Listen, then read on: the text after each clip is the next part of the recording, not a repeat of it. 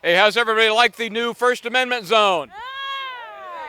How are you? I'm good. That's an elbow Is that an thing. elbow? Elbow thing. What'd you think of Alessi?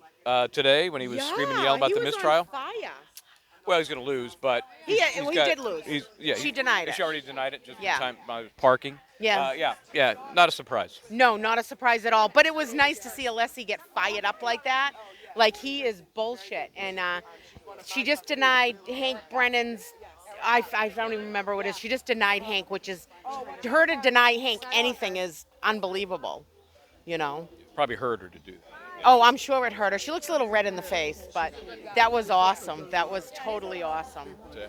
So, what's it like? What's the change like? The change, I mean, it's not exactly what we want down here, but it's very more relaxed. We can go up when they're coming out. We can film. We can walk around, just absolutely no free Karen Reed stuff. But Scott McGinnis brought through the free Turtle Boy thing.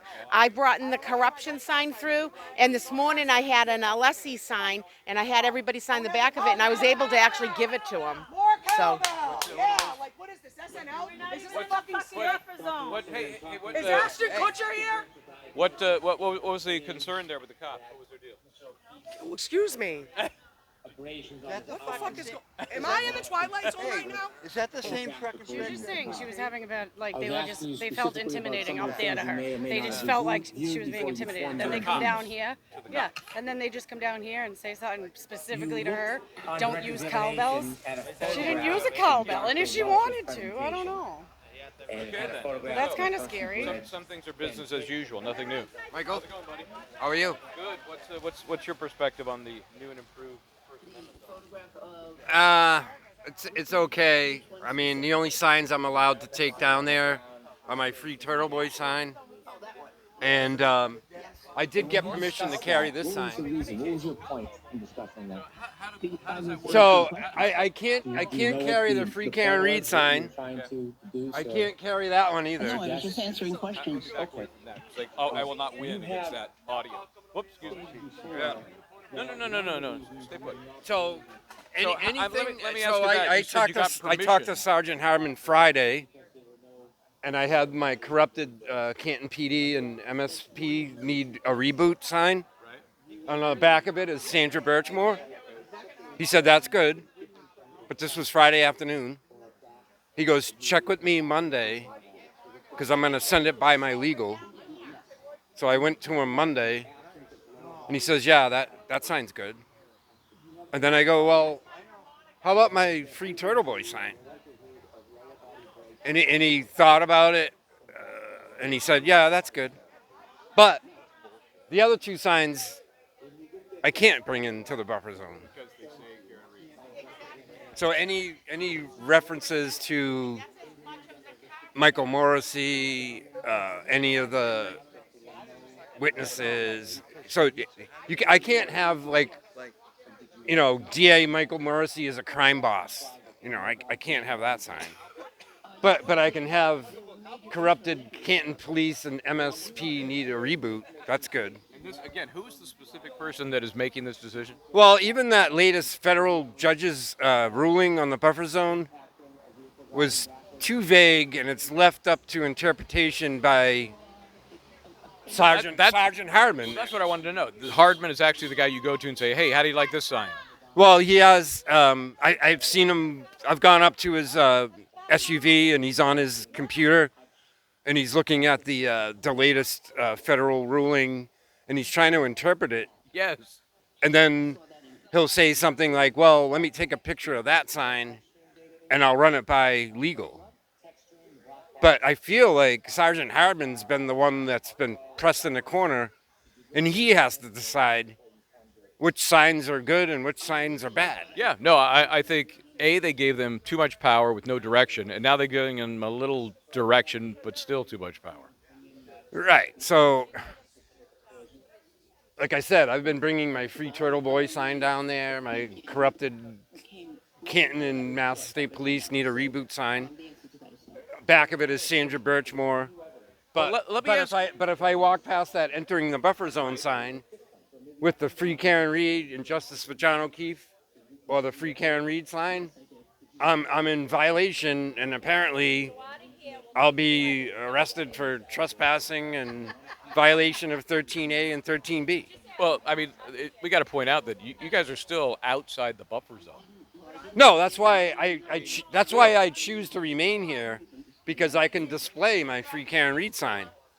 If I was past that buffer zone sign, I can't display those. Yeah, well, that's ridiculous. Okay, I'm gonna go on into the First Amendment zone and see what else is happening here.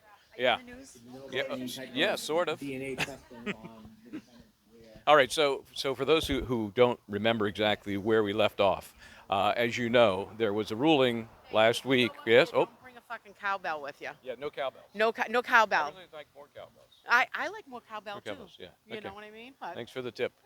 Okay. So anyway, the ruling that came down from the appellate court, and again, I was in court when Mr. Randazza made that argument. It refined, bent, twisted the buffer zone, the First Amendment zone, to allow certain conduct but not allow other conduct. Some of the conduct not allowed is specific reference to the Karen Read case. Either way, pro or con.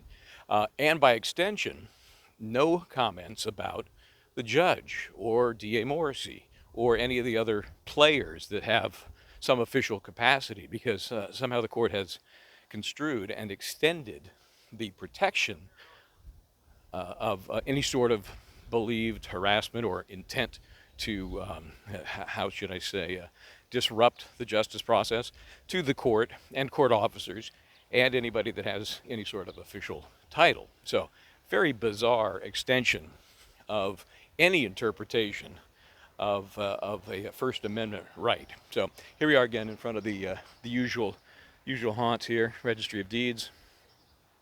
Folks didn't set up, usually court TV's there, and that's generally my spot over there, but it's been taken over in my absence. Anyway, and so now even the folks who were just talking with me are outside the First Amendment zone. They're back where they were before, but now they've got a little more signage, a little more clothing, and you heard the cowbell reference.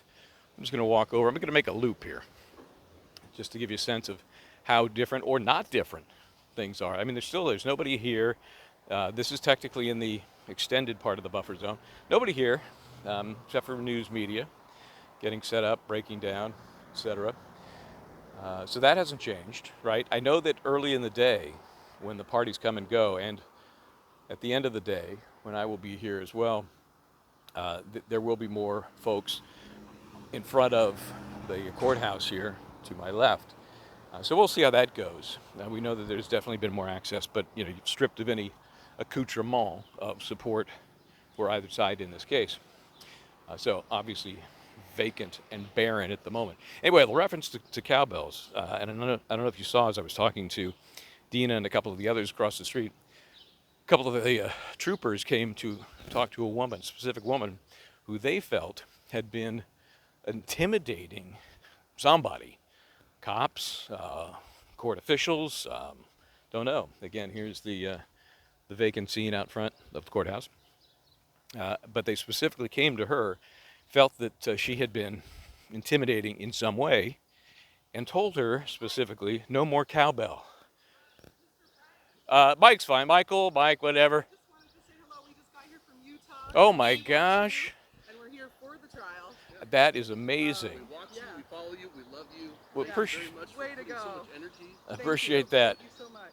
I will share that with Linda Kenny And Bodden. This is going on the other coast too. So yeah, so that's what I wanted to know. What's the process that puts you guys here from Utah?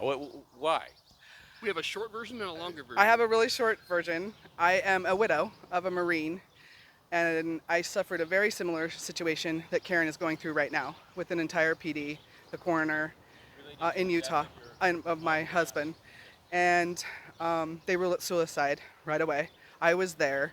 They denied me to even go to the hearing. It was a whole investigation. I'm actually going for my civil rights right now for them. So, because they violated it so greatly. But You obviously were never convicted of anything. Were you even charged with anything? no, but what had happened is the entire PD had chased him down. I was there. They all lied on their reports. He was a former vet. He was going through some issues. They had put him on Wellbutrin to quit tobacco, which really made him downfall. And they all shot at him. And it was a very chaotic moment. The entire police department was there. And he tried to veer around. He was really scared at that point. He was suicidal.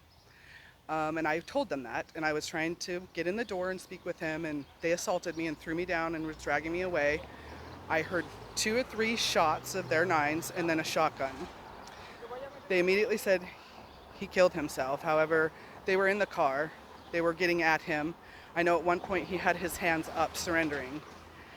And they brought me to a hospital, tranquilized me that night, took me home, woke my kids up at like 4 o'clock in the morning and said, your dad killed himself. They said that he had tried to run them down and run me down, and that's why they shot at him, which was a lie. The coroner said he had handcuff marks on him, never happened, but they never disguised the marks that they got from branding of being a Marine or being abused as a child, so those weren't there. I called and asked to be a part of the hearing because I was a part of a victim of that crime.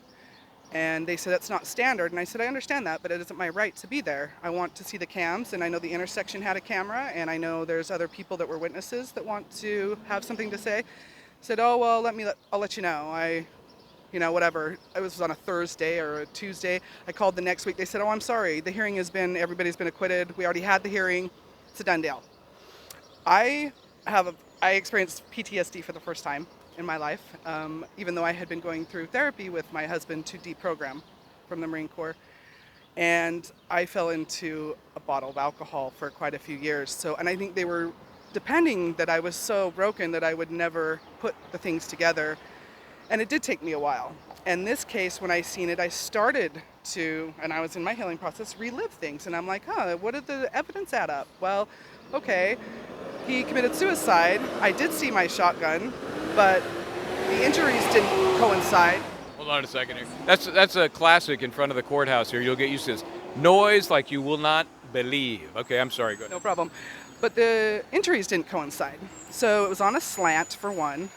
And the top of the roof of his truck, when I got it back after evidence, there was only a few pieces of blood spatter on the top of the roof, which if you have a .22 shotgun and you're in a truck and you put it under and you shoot, there's going to be fragments. I know this is really gruesome, but that's the science of it. There will be evidence, there will be brains, there will be stuff. There was none of that. And it was on an angle when I reviewed the body. So I know that there was a struggle. But the lies from the report saying that they had to shoot him because he was trying to run him over, that was my first red flag because it never happened. He actually swerved around. He was the Brotherhood, right? This was a thing with him. He was a former Marine. So he never would have done that. But so I feel very connected in a way to how an entire PD, a DA, and a coroner can all get together and create a tale or create a story that has a little truth involved, but then twists it to a way where they can get away with anything they want as long as their reports all match. How long are you guys going to be here? Thursday night. Did you time this visit for any particular reason?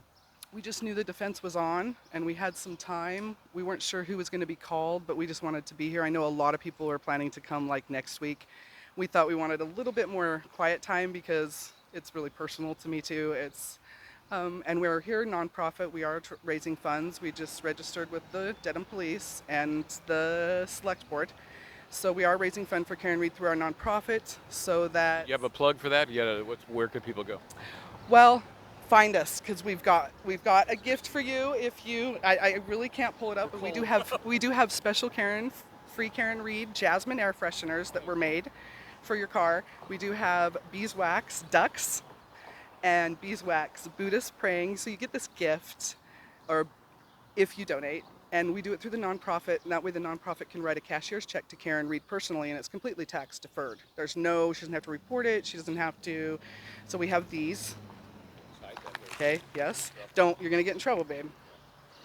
So, but those are the air fresheners. And maybe you just let him look in the bag. That way they don't come out. Let's just look at the bag. Amazing. So, All right. And it's all pure beeswax. It purifies the air. Okay.